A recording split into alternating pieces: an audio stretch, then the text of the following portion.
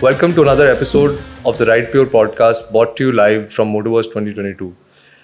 Next, I have a very special speaker with us. We've got Ashish Raorane, somebody who's an inspiration, an off-road racer, somebody who's not only competing at the highest levels of the sport, but someone who also has a day job and does this primarily out of passion.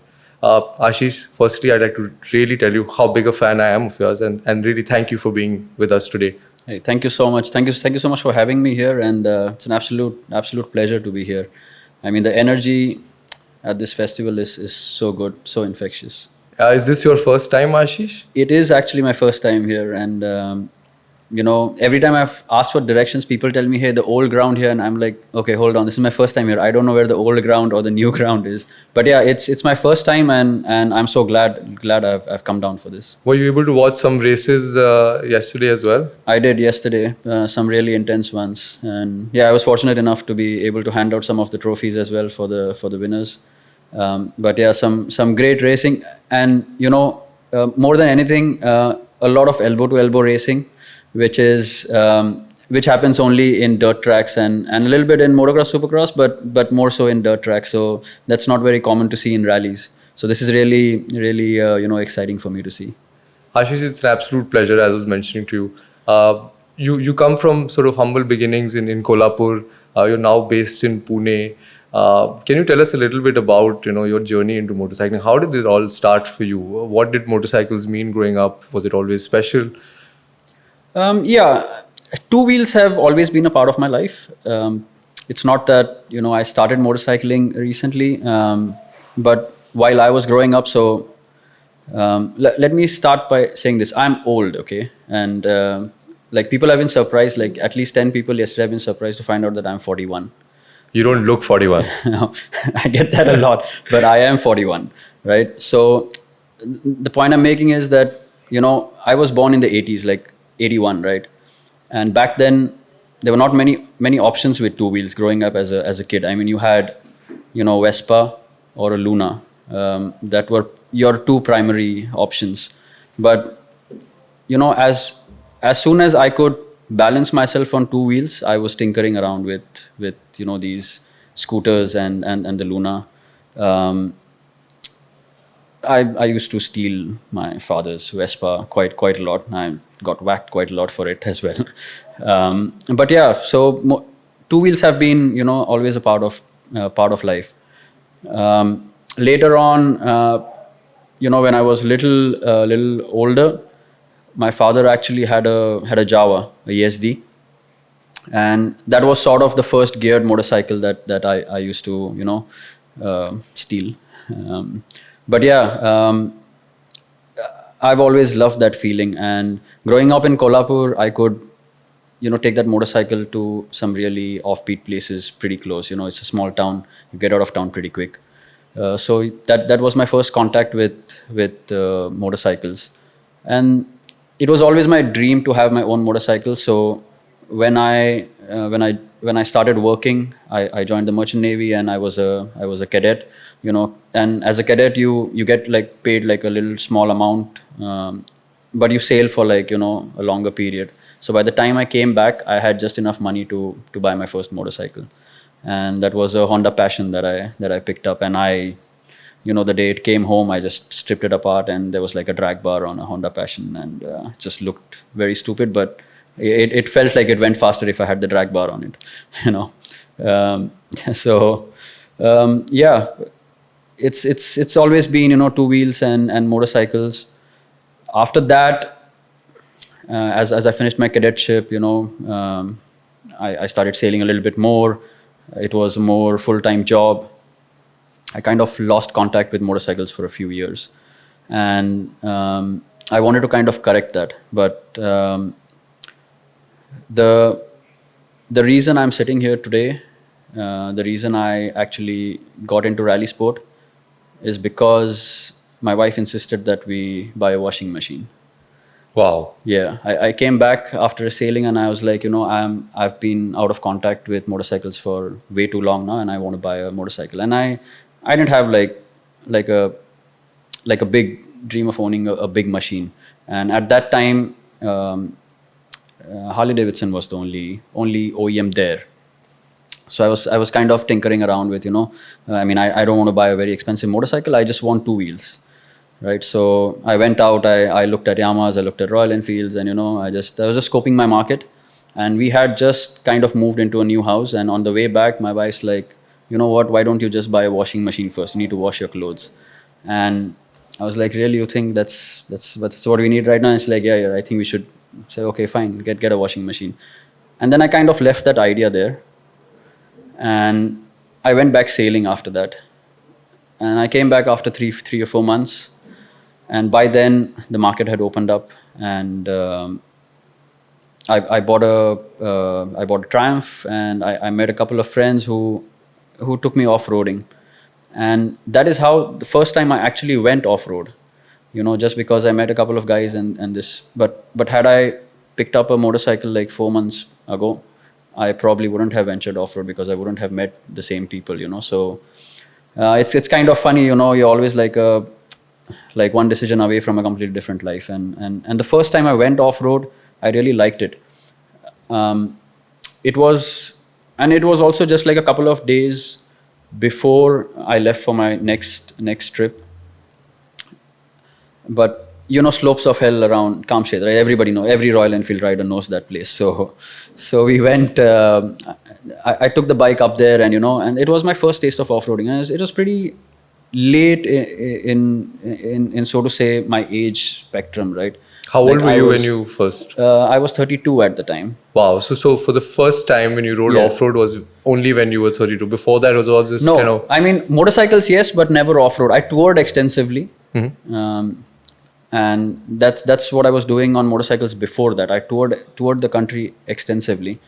But when I went off-road for the first time, there was something, that probably, there was... I had a feeling about it. Right. So when I came, I was thinking about it for the next 3-4 months. I was on the ship and I came back, and I was kind of exploring how I could, do this a little bit more. And at that point of time, Dakar was not like, if anybody said, like, yeah, do you want to go and do the Dakar Rally? I would have like said, hey, come on, But I started looking at how I could do this competitively, because that's something that I had also been disconnected from when I started sailing. As a kid growing up in school, I was always into competitive sports.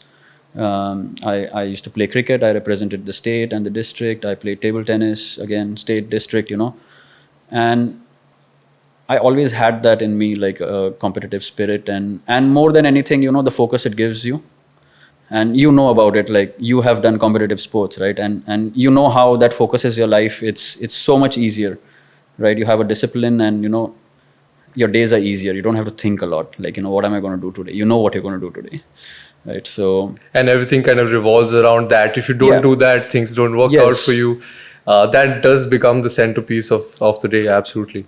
Yeah. So I was looking for something like that, and me and this friend of mine, Dhaval, we kind of said, okay, let's go and try a rally. So we went to the Nashik rally. It was the closest to us from Pune, and we had to put together 5 people, who wants to go on a big adventure motorcycle and race. So we kind of trying to form a class, and, we put together 5 people. 2 of them were there just because, okay, we're going to put in the entry because you're forcing us to make a class, but, they just came there. But, that was the first time I went fast in a controlled environment where I knew for sure that, nobody's going to cut across me. I'm not racing on the road, or, it's a sanitized track, and I can go fast, the fastest I want. And I ended up on the podium there. I did pretty well. But I think the adrenaline rush that I got there, that was just the start of something big.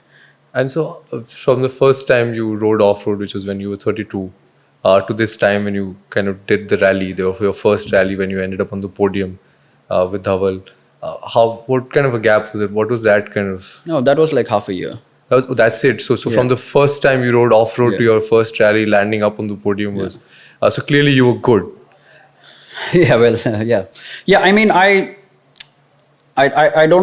always say that, talent is cheap. And I wouldn't say I'm like a super talented guy on a motorcycle. But if you look across all competitive sports, not just motorcycling, There's a lot of talent, but there's also the guy who commits to doing something that gets ahead in the end. Talent will only take you so far, right? So yeah, I wouldn't say like, yeah, I'm like a super talented guy. I have to work really hard to develop my skills, but that's the process that I enjoy. And talking about sort of the biggest, baddest, the toughest off-road rally in the world, the Dakar Rally, the legendary Dakar Rally, something that started in the 70s, and even now, it started in Africa, the legendary Paris Dakar, went to South America, now in Saudi. That must have been something. And not just that, not only did you sort of line up at the toughest, baddest rally in the world, you chose the Malle Moto class. And just for everyone listening, the Malle Moto class is a class that you do the exact same number of stages at the Dakar that the pro athletes do. But it's also a class where, after spending sort of the days and even perhaps sometime in the night in the desert, you have to come back, fix your own motorcycle, and you're allowed no external help. Yeah. So you chose to be in that class, sort of the original class. So tell us a little bit about that decision. How did that come about? Yeah, so for me personally, I like to do tough things, and even before I got to the Dakar, the first cross country rally. So Nasik rally was like a step in. It's a single day rally on the championship calendar, but the first cross country rally I did was Raid the Himalaya, and I did that on a big adventure motorcycle, and that was also a very conscious decision because everybody kept saying that you will never get to the finish line. In fact, people told me I wouldn't make it to the start of the first day.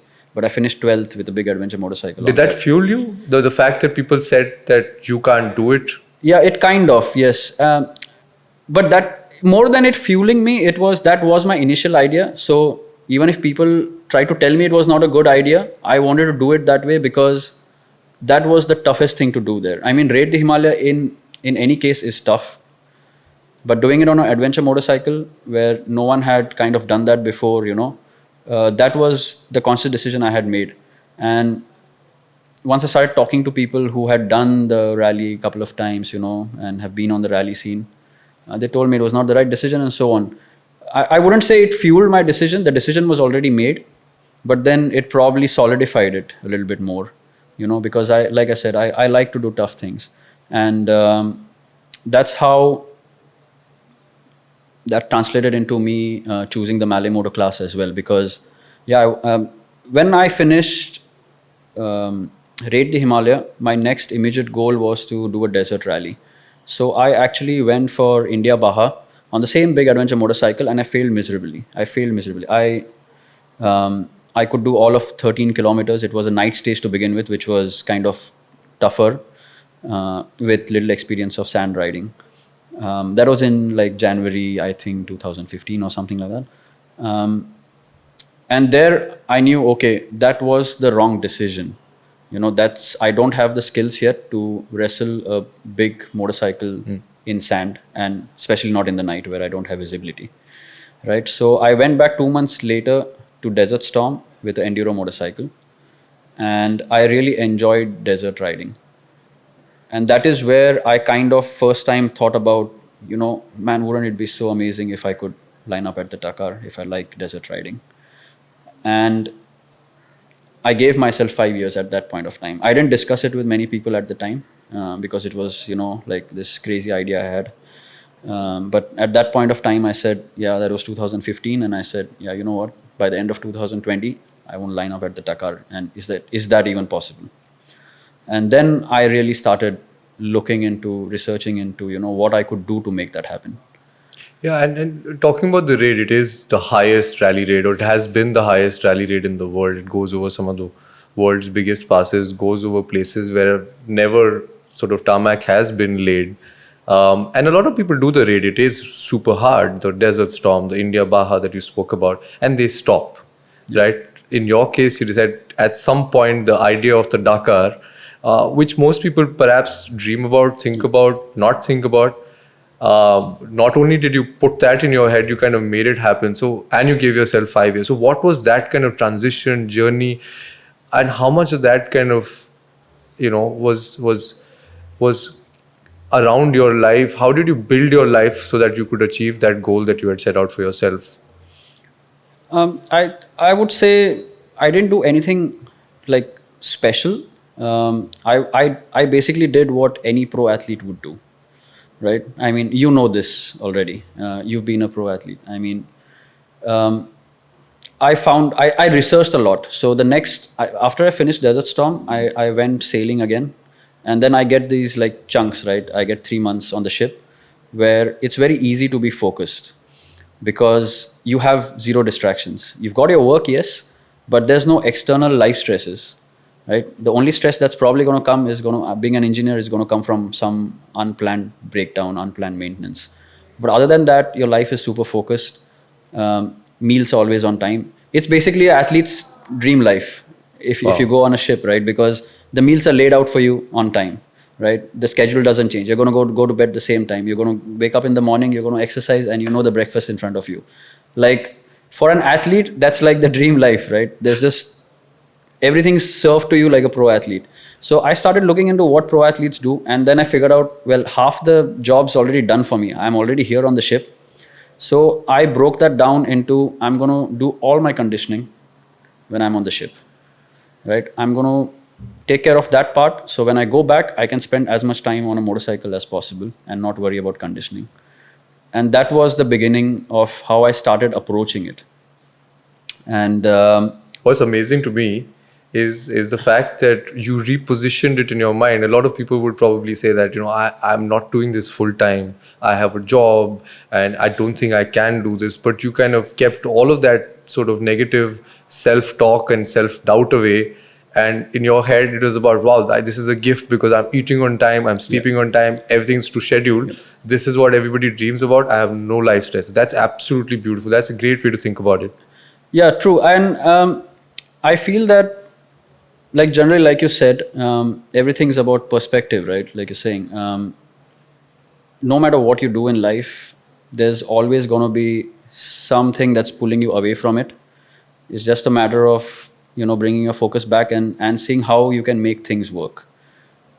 I say I've started training a few people, and couple of people who train with me now are training to race next year, right? But they are not, or don't aim to be pro athletes, right? They have regular jobs, they have regular life stresses, and this is something that I really like. That someone who's got that wants to make this work. And I see this a lot, like when you go out and you train in Europe, and even at Tour de France, for example, cycling. I mean, how many of those people are actually pro athletes who are actually racing there? They all have jobs, and they finish the Tour de France and they're in the office on the next Monday. That's not so common with us here in India, and that's something that I would like to put out there, that it's possible. It's always a scenario that you have to like step back and look at and say, okay, what works for me, what doesn't work for me, and how many hours can I put in.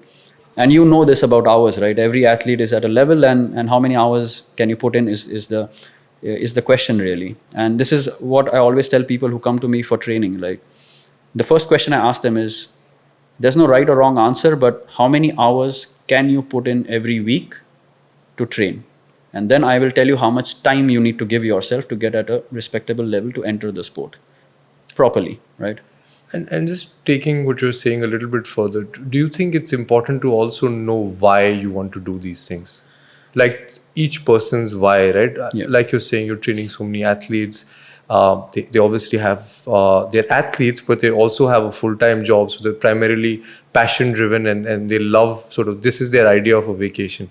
Is it important to know one's why of wanting to achieve these goals that they've set out for themselves? It is important, yes, to answer why. And I think everybody poses that question, why am I doing this? But I think that why also keeps changing a lot for people as time goes by. And the why is something you'll always keep asking. So I sometimes ask myself why in the middle of a stage of Dakar, why am I here, right? Do you? Why? Yeah, I do. And I think everybody does, right? There's always that point, at least once. But you come to a section where you really start pushing and you're like, sitting flat out like 150, 160, just ripping through the desert. And then that why is answered for you. Yeah? And most people at the Dakar ask themselves this every day, because you get to the really tough sections where, you're beating yourself up and, your body's so tired. But you get to the good sections and you're going fast, and that reminds you why. So that why never goes away. The more important question I always ask people is, if you removed everything from your life, all your life stresses, everything, would you still be doing this? Like, would you be riding dirt bikes? That's my question to ask, really. And when people come to me for training and say, okay, I want to do this, I want to do this, and I want the fanciest bike, and I want to, the why is important, but also if you removed everything else, what's left?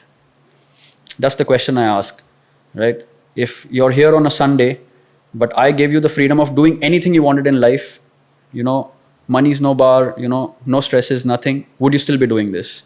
And if your answer is yes to that, then yes, you are at the right place and you will succeed. And what was it like for you when you put Dakar on your map? It probably started out as a dream, then a goal, then something that you really wanted to work towards. You said you give yourself 5 years. So what is that journey? What kind of, you mentioned that when you were on the ship sailing, it was about conditioning, because obviously you had no access to a motorbike. Yeah. Obviously when you were at land, you could get access. So tell us a little bit about that journey, both from a logistics, a physical point of view, but also from the mental point of view. What did it take? I mean, what does it take? What did it take Ashish to line up at the Dakar, and what does it take for anyone to line up?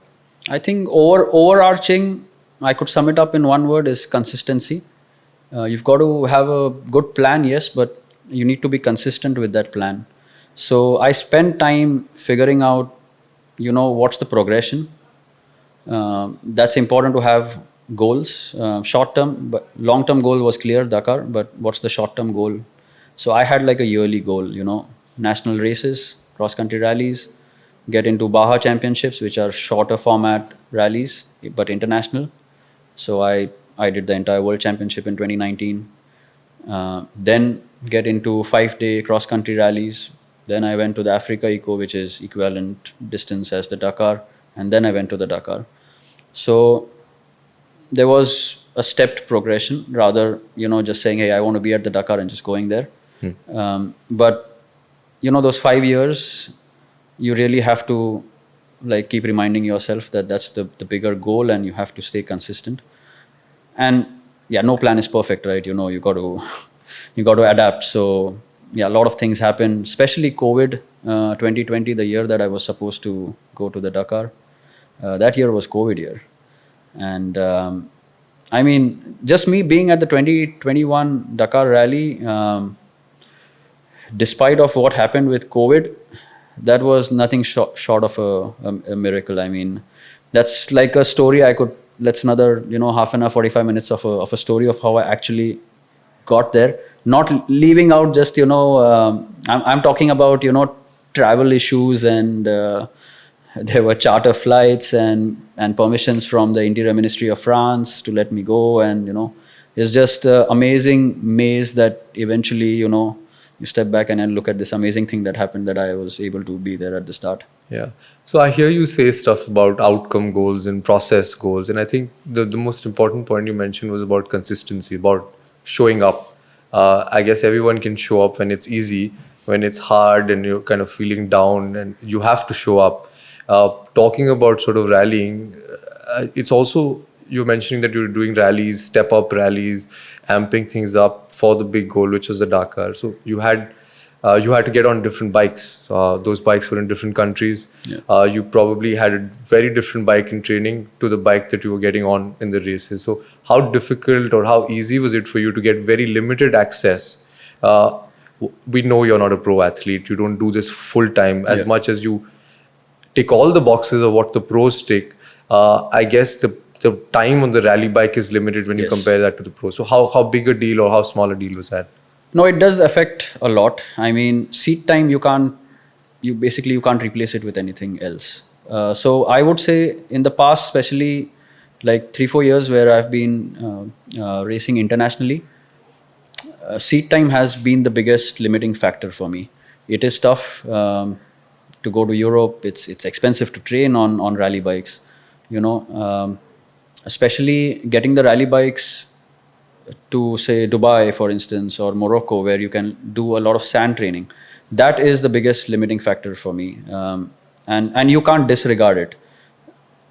It's just a limiting factor that I have, and next year I'm trying to work out maybe some solutions, um, to see if I can move a little bit more training to sand, but it'll never hit a level or the amount of hours of a factory rider or a pro rider would spend. So yeah, it's a limiting factor, but like I said, I mean, you got to work with the cards you're dealt with. So Yeah, absolutely. And generally at the Dakar, you have people who come from the trials background, you have people who come from motocross and supercross, and then you also have people who come from enduro. In your case, you're really coming, off of sort of a passion or a passion plus, and then, an adventure bike, then kind of getting into rallying, etc. Tell us a little bit about the Malle Moto, what is it like? And tell us what was your first Dakar experience like? So the first thing I would say about the Dakar is that no matter what you hear about the Dakar from someone who's been there probably 10 times, or someone who's been in the organization, been at the rally physically, nothing prepares you for it. Just the scale of the event is so crazy. And that's just to see that, right? And I had done like cross country rallies before, so it was not like the first time I'm going for a international cross country rally. But the scale of the Dakar is just so massive, and it's really amazing to see that many vehicles actually, in one place. Like in one stadium, you've got like 300, 400 like race machines, plus the organization around it. So that's an insane, crazy experience. Um, and it's always said that getting to the start line is really really tough to begin with, more so getting to the finish. But it's so easy to see that people have gone through so many different permutation combinations of the plans they have made, and to be at the Dakar, and you feel like you're surrounded by very like-minded people, because everyone's gone through a similar experience in one form or the other to make it to the start line, and they're so happy to be there. you know we're not thinking about the end yet. Just to be there, just get on the start podium in itself is amazing. Once the rally starts, the stacking effect that it has on the body is real, and it's everybody's so happy. Like I said, the first time there's like a lot of celebrations and start podium, and but stage one is always so tough. It's like a whip, to get you into race focus mode, because now like this is for real. Yeah. Does it always start with a prologue, something really short and snappy stage? Is that what it does? Yep. It starts with a prologue, but that's like, less than 10 minutes. It's just to establish the start order. So the prologue happens, and after the prologue, the start ceremony happens. So the prologue really isn't, it's still a fun ride. You're pushing, but you're not pushing so much that you want to, wreck your bike for 10, 15 kilometers. So yeah, but the first stage, right, when there's real 400 kilometers of stage in front of you, that's the one that really wakes you up to the reality of how tough the race is. And it sets the tone, and you've got your work cut out for you. I mean, this first stage of the Dakar for the 21 edition, and which eventually became, the overarching tone of the Dakar, was just stones. There were just crazy sections with just stones and stones and stones, and probably was one of the toughest Dakars they had put together. But stage one, yeah, that wakes you up to that fact, and as days pass, the stacking effect is so high. It's so high. But with Malle Moto, like, my goal always was, no matter what happens, I want to be back in the bivouac by 4:30 p.m. Which would give me time to work on the bike, and it would also give me time to recover. And there were 2 days that it didn't happen. And once you get out of that, it's so difficult to recover again, because it just starts stacking and stacking and stacking. And in the Malle Moto, you also have to need to work on your bike yourself. It's not as if you, as Yes. soon as you get to the bivouac, you can rest. You've got to Yeah. get the tools out. You come back, you get to work, because if you like dilly dally here a little bit, you don't realize how time slips away, and then you're compromising on sleep time and those hours. But with Malle Moto, it's also a very mental thing of knowing not to push as hard as you can, because if you wreck the bike, you are going to spend more time fixing it. With people who go with service teams or factory riders, they have that liberty to, like, it's push all the way. If something happens to the motorcycle, when they get back, they just have to hand the motorcycle over to the mechanic, and then they can focus on their own recovery. But here, you break something small, like even the switch for the road book, you got to rip open the entire thing, you got to rewire everything. It takes away time that you could spend recovering, probably going to the physio or just sleeping, right? So these things happen through the rally. I mean, I broke a couple of things here and there where I had to spend more time. But one thing I realized is that the machines are generally stronger than the men.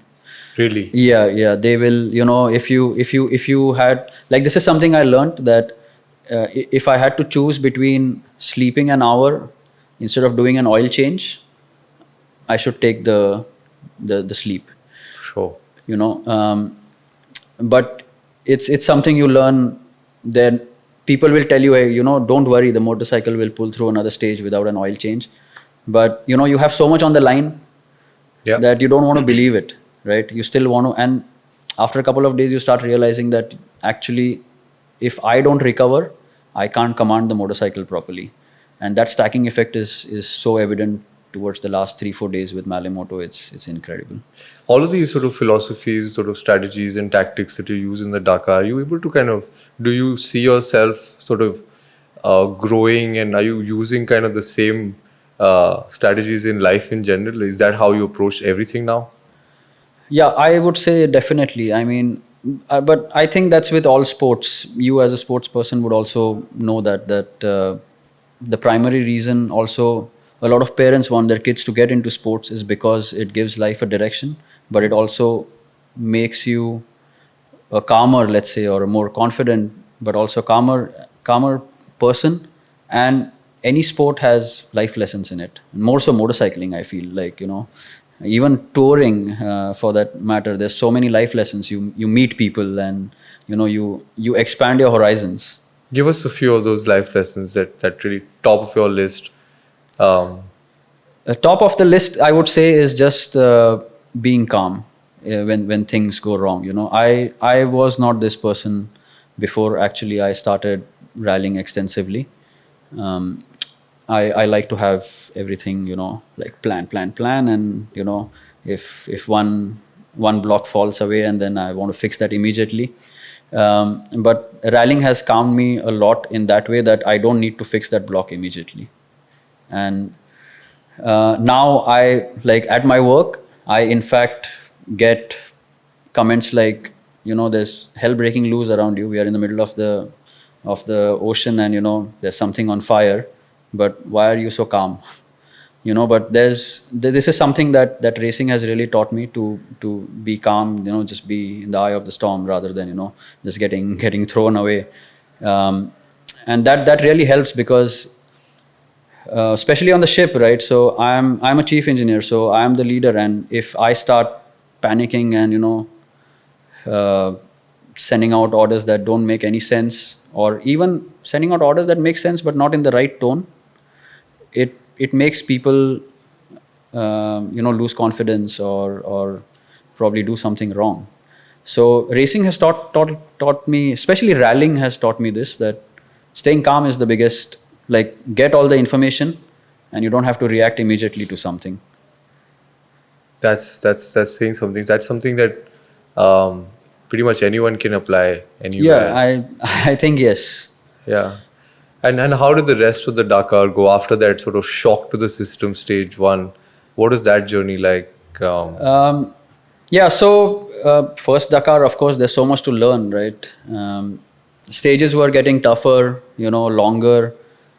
Stage 4, I was really tired this morning, and it's crazy. I was, in fact, standing at the start line with Santosh, and I was talking to him, and he was the only other Indian there, and Harith was there. I was talking to him, and I was like, I'm just not feeling it today. I'm just so tired, and I just want to get to the end of the stage, and I can get some sleep. And he was like, hey, don't worry about it. Don't focus on that. Just get to the end of the stage. Unfortunately for him, he had the crash exactly on that stage. That was tough for me actually, because I saw the motorcycle there, his crashed motorcycle, and I was so unsettled after that. We had spent like almost close to 3 months training before the Dakar in Spain, and and I saw the motorcycle, but I didn't know how bad a crash it was, how he was, and so it was quite unsettling, that part of the stage.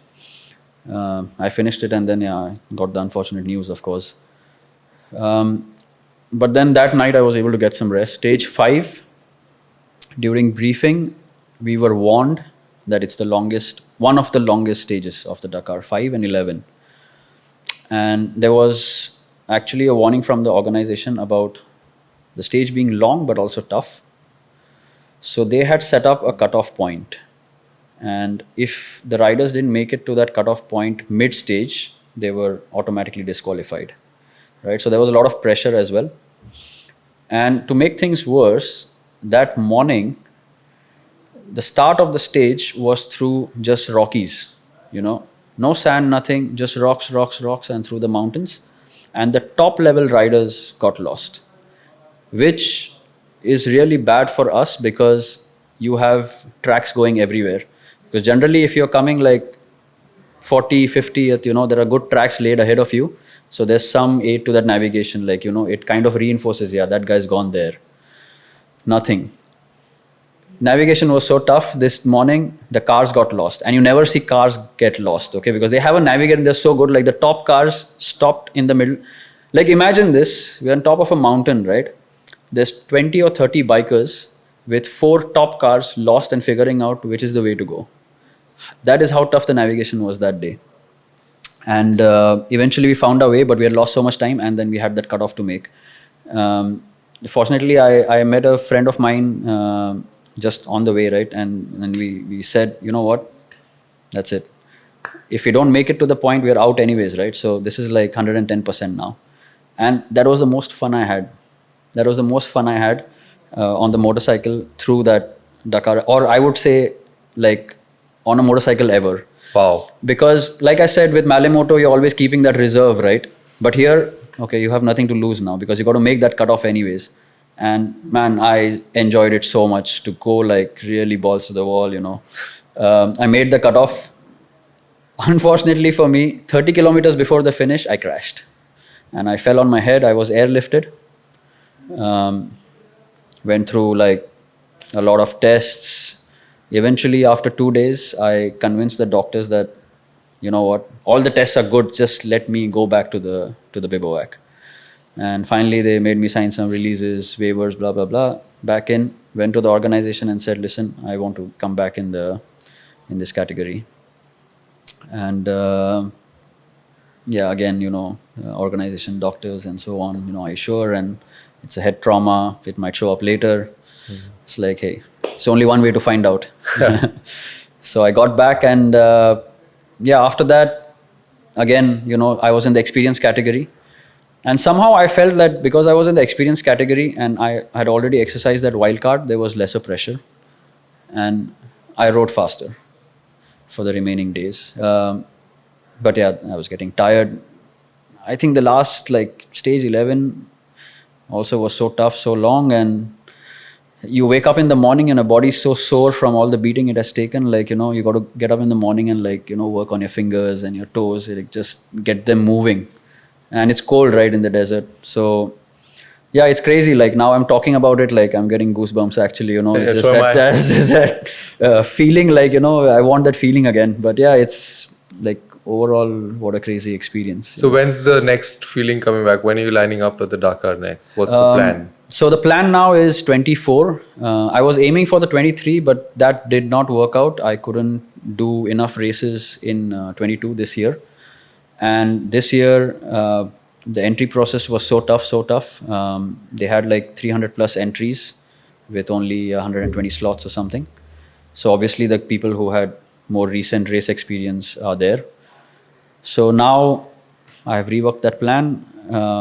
February, I go for the Abu Dhabi Desert Challenge, which is part of the World Championship. September, October, I go to the Rally du Maroc, again, part of the World Championship. And then the Dakar 24 in January. So it looks like a packed 14 months or so for you. It's going to be packed more so also because I also want to get involved in a little bit of circuit racing in India. Okay. Like you rightly pointed out, I have not done motocross, supercross. I moved from my adventure bike onto rallying. So I just want to learn supercross. Wow. Yeah, it's probably not a very great decision for a 41-year-old guy, but Yeah. it's something that I want to do anyways. So I think I'm going to put in those races in the middle as well. You only have one life. Yeah. I mean, and there's only one way to find out if I like it or not. That's to go and race. Yeah. But yeah, it's something that I have always wanted to learn. More so, like, forget the competing part of it. I mean, of course, I'll go race. But yeah, it's just something that I want to do or learn to ride supercross. And I think the tracks in India that they use are not that intimidating. So it's something that I'm really looking forward to actually for next year.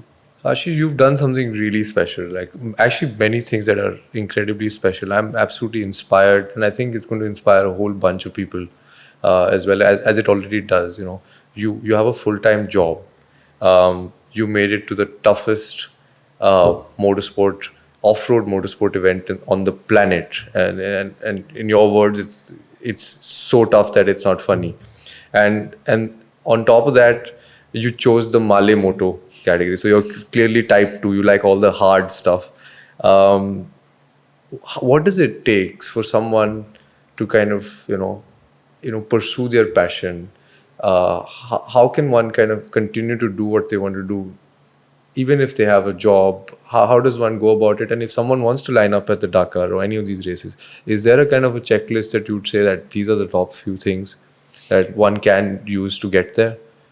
Yeah, I mean, the path is simple. So I always tell people there's a difference between simple and easy.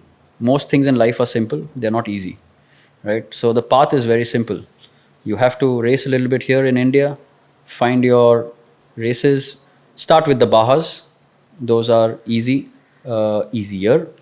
lesser navigation involved. So you don't have to worry about navigation and understanding a cross-country format. Then go for the cross-country rallies, do one of the feeder races for the Dakar and you're there. Yeah. Right? It's a simple progression. It's going to cost you, yes, no doubt about it. So you got to secure finances, yes. But if you make a plan, put a timeline on the plan like I did. Don't just say I want to go to the Dakar, Put a timeline. Or for anything you do in life, right? It's one thing to have an idea, but when you put a hard stop on an idea, then it starts becoming real and then you start taking the steps. And like I said earlier, most important is to stay consistent, because we all kind of like to make a lot of plans, but then you have to figure out which is the one that you're really working for. And with all the lifestyle stresses, again, with anybody, right, you have to work and so on. So I always tell people that if you have a long-term goal, right, to get to that goal, if mornings is the time where you are most undisturbed, where lifestyle stresses don't disturb you, do what it takes to get to that goal in the morning. Which means if you want to get up early, you have to get up early for it, get up early for it. For me, like 5 to 7:30 in the morning is the is the time where I feel like I have the least amount of distractions.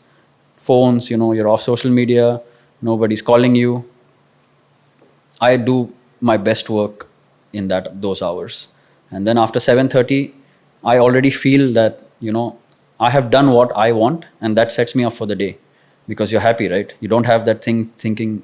Otherwise, you go through the whole day, hey, I have to train in the evening. I have to train in the evening. I shouldn't get so tired because I have to put in some good hours in the evening. But if you get that out of the way, that's the way to stay consistent as well. It's amazing. Guys like you, CS Santosh, Harit, Arvind, you guys have really inspired a whole bunch of people. And not only that, not only are you kind of pursuing your athlete lives, you're also kind of giving back in a way, right? So off-piste racing, your setup that you've put together, you're training, hundreds of people across the country. Tell us a little bit about off-piste racing. What's the plan and what's the why about off-piste racing? Because listening to you speak, I'm like, it's probably not too old for me to kind of give this a proper crack. I'm sure there are lots of people listening. So what's this off-piste racing about, if you could tell our listeners? Right. So off-piste racing, like you said, I wanted to set something up where I could train people, not just for adventure riding, but also athletes. And I have gone through this process trying to learn everything by myself. With motorsport, there's so little information out there. Like, for instance, if I wanted to be a triathlete, I have like literally thousands of videos that tell me how to train to be a triathlete. Try to find one for becoming a cross-country rally racer. Nothing. Right? So I kind of want to, build that slowly. Started, training athletes. So we're doing adventure training as well. That's just one pillar of it. But also athlete training, where, the missteps that I have taken in training, I can basically put together a better plan than I did for myself. And like I said earlier, the more satisfying thing for me also is that average Joe office working guy can aspire to be an athlete. So if somebody comes to me for training, the question is not how do you want to train. The answer always is that you have to train like an athlete, right? You don't have to be an athlete at the get-go to train like an athlete. You have to start to train like an athlete and then you become one. And that is the philosophy for me as far as athlete training goes with off-piste racing. And it's not about, like just finding the right talent, young kids. I mean, of course, I'm training those.